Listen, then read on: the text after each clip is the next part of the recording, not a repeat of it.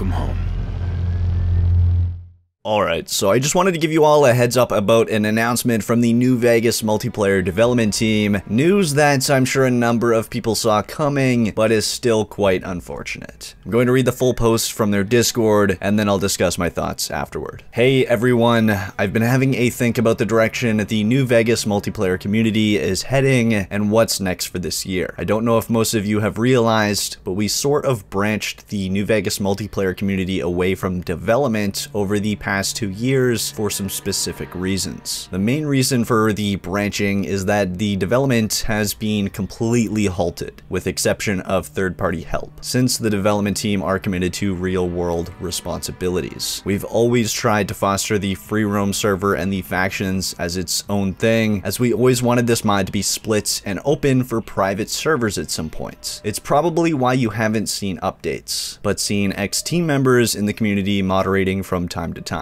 We've also never wanted to disallow people playing this mod in the future when development has halted from being able to log on and try it out. However, with regards to how Fallout 76 has come along and the reaction of the Fallout subreddit about the current state of this mod, I think it's time we let it go. It's with a heavy heart to say, but the New Vegas Multiplayer community free roam server and faction system will be pulled down on an indefinite hiatus on the 9th of February at 7 p.m. GMT. The development will be handed over to AFX, who has had considerable contributions since most of the development team left. They also offered a brief FAQ. Does this mean New Vegas Multiplayer is dead? Not quite. We are pulling down the community server and factions. This means no one will be able to play anymore after a 2-year run, but maybe in the future if private servers appear. What happens to my faction? It will be archived along with the faction and group systems on the forums. Thank you for being a part of this ride. I hope your communities do well outside of New Vegas Multiplayer. So there we have it. As of right now, the Fallout New Vegas Multiplayer mod is officially dead. That is, unless private servers manage to pop up in the future. The likelihood of that happening though is quite low in my opinion due to the low player count of the mod before this news and the lack of basic game features